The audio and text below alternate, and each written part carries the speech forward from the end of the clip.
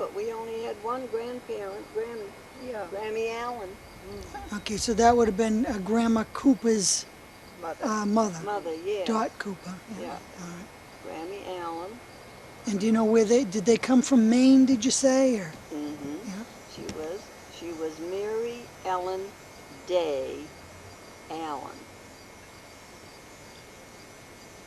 Round Pond, you mean, as Where I was it? always heard. Round Round Pond. Oh, Round Pond. I don't know where it is. I don't have any idea. That's up in Maine, Round That's Pond? what I always heard. Yeah. And you don't know anything about her parents? Or, no? And then, now her husband would have been the fisherman. Mm-hmm. And he was John Roscoe Allen, apparently, because Roscoe was named for him, I think. John Roscoe. Yeah, Do you have any idea where he came from originally? Or? John Allen. You thought from Maine, too, From Maine, didn't you? yeah, we expected it was from Maine, too. In fact, I'm pretty sure I saw that in the town hall. I did go and look up a little bit. And where did your grandmother live again? Well, it was, what, 10 South 10 Street. South Street, yeah. 10. Okay, She lived so- with Sam, and I just have that vague memory of going there occasionally, but I went there with my mother when, after Grammy had had a stroke, I guess, and my mother was up there to probably get a meal and clean her up and so forth, give her a bath. And that particular day, she was going to comb her hair, and she said, "Where's the comb? What color is it?" And I remember Grammy saying, "I don't know if it's red or green or blue." And Mom was looking for it, and we heard a thud, and she had fallen out of her chair dead. So, and I still don't have any idea how old a woman she was. It was about She was only in her 70s. It was 1926. Yeah.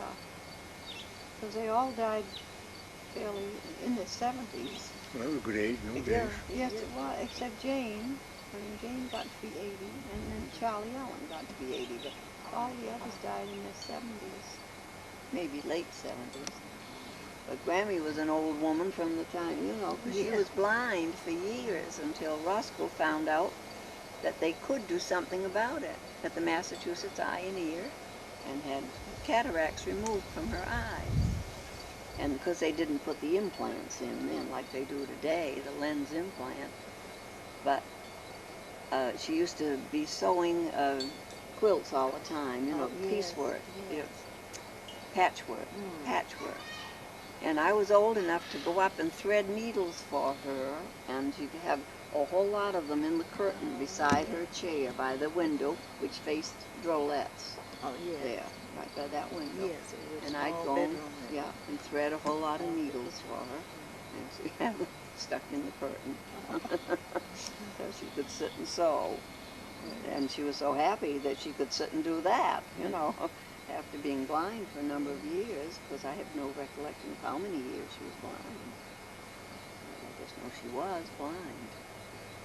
And Roscoe took her into Mass Eye and Ear, and had the cataracts removed and got her thick glass. I presume, I can't remember what kind of glasses she wore. Well, let's see, I was a freshman in high school when she died.